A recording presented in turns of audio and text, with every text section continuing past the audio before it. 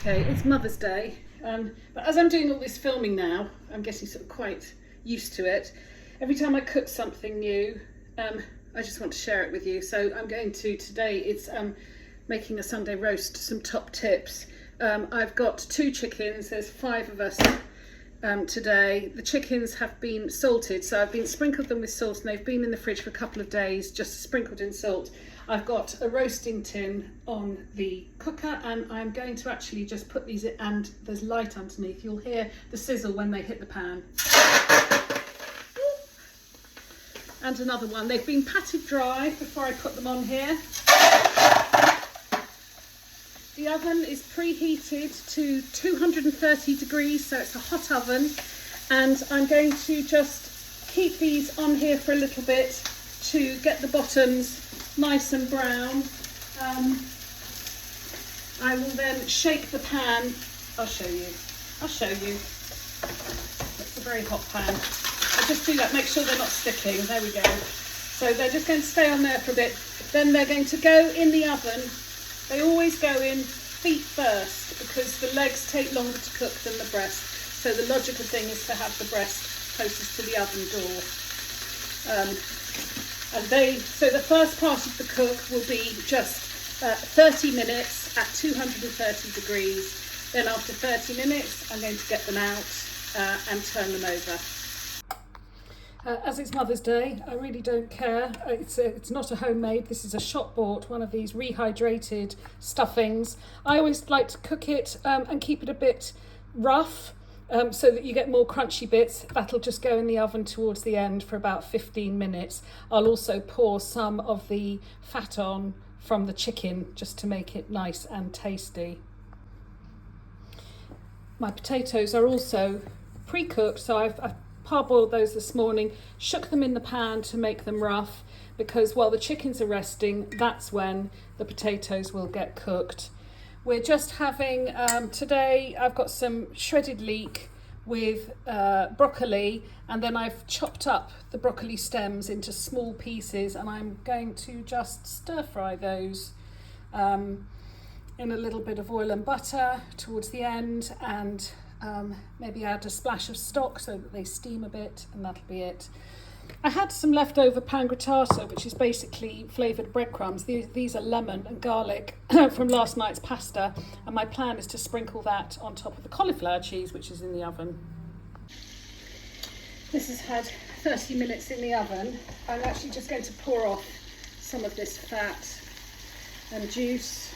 I will use some of that fat to pour a bit over the, let's leave some in the pan, to pour over the stock. Any leftover fat I'll put in the fridge so it separates from the stock stuff at the bottom, and that's set. When it becomes set, it's called schmaltz chicken fat, and it's delicious, and I'll just use it for cooking. Right, so I'm just going to make sure these are loosened, and what I'm going to do now is turn them both over so they're breast side down for 20 minutes. The oven is still very hot, so I use the arse end of a spatula, stick that up there. I use a fork here and I just flip it over like that. Same with this one. Flip it over. Lovely. Oh, that went quite smoothly. And these will now, whoops, go back in the oven for 20 minutes on their breasts.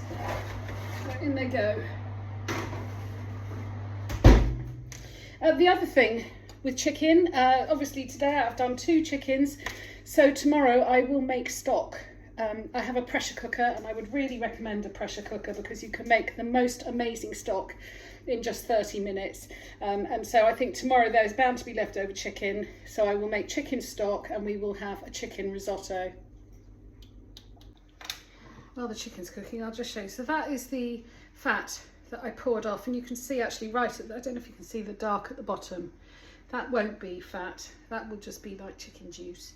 And that is a tub of schmaltz that I keep in the fridge to use whenever I'm cooking, just sometimes because it's going to add a chickeny flavour. So use it like you would use butter or cooking oil, but use schmaltz.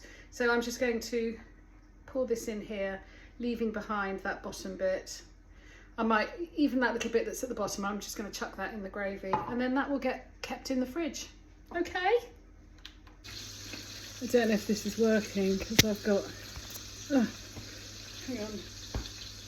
There's a message on my screen. There we are. It is working. It's because this is all greasy. I wasn't sure if it was working. Right, these have just come out after 20 minutes. Stop it, don't be ridiculous. That's the gravy maker. Oh yes, so to make your gravy, just get someone else to do it. Or me. Right, so I've just... Shush, I'm recording. God's sake. So, yes, we're now going to flip these again. So you can see how lovely and brown they are. Brown on the bottom. So this goes in there. No. Well, no. I'm going to write less of this. Ready?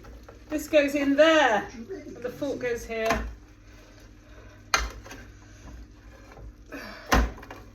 Oops.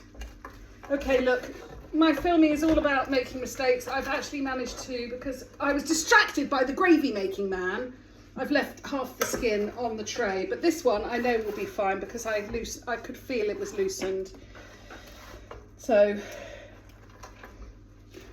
I'm just going to flip this one over to, there we are, the skin's all on this one. So now this is going to go back in the oven for 10 minutes to crisp up the top, although there's not much left to crisp up on the top of this one. Oh, it's always legs first. Legs first. I'm also, at the same time as they are going in for just 10 minutes, I'm putting in my tray with duck fat to get hot for the potatoes. It's working. Time is up. Chickens are done. Oof, stand back, otherwise it will melt your eyelashes. Gorgeous chickens. I'm just going to get out that's hot duck fat. It's smoking, which is great. That's how I want it. I'm going to put the potatoes, in fact I'm going to keep that hot. So I'm going to put the potatoes into the duck fat. I'm going to be hot. I'm going to spread them around. I'm going to toss them so they get coated. It's all about getting the fat hot. So it was smoking when it came out the oven. I've got a light under here. The last thing I'm going to do, they were parboiled. They had salt in the water when they were parboiled. I don't add any more salt at this stage, but what I do is a generous amount of black pepper, and then these are going to go in the oven for 25 to 30 minutes, and it's when they come out the oven that I will salt them. I will also probably check on them after halfway through and give them a bit of a zhuzh. These will go back into the oven now. They can go on goes on the top shelf. And the chickens, people don't rest chicken long enough, or people, and some people, oh God, I sound like Trump. They say you can rest a chicken for half an hour, 45 minutes. It's absolutely fine, and it will benefit from it. That's it.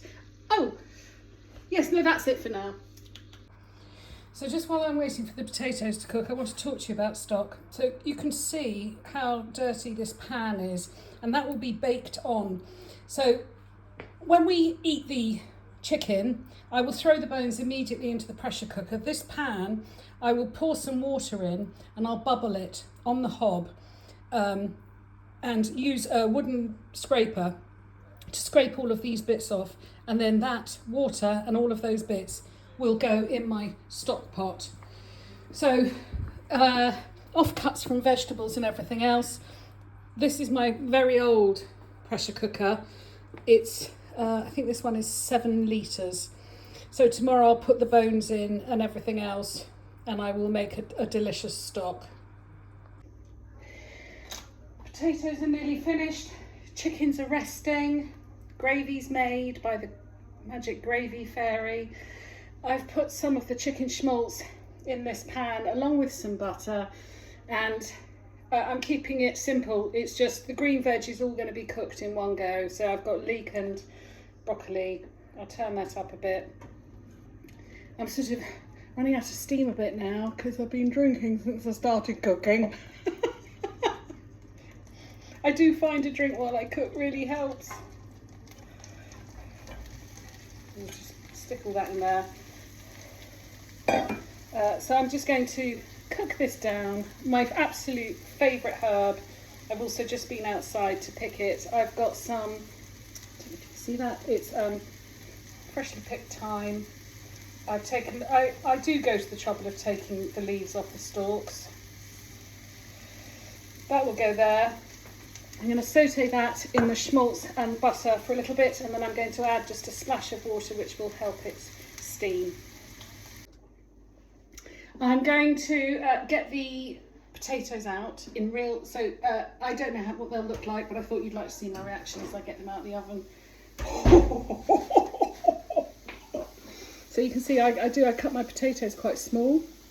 It helps them crisp up. Oh my goodness, these are just like yum.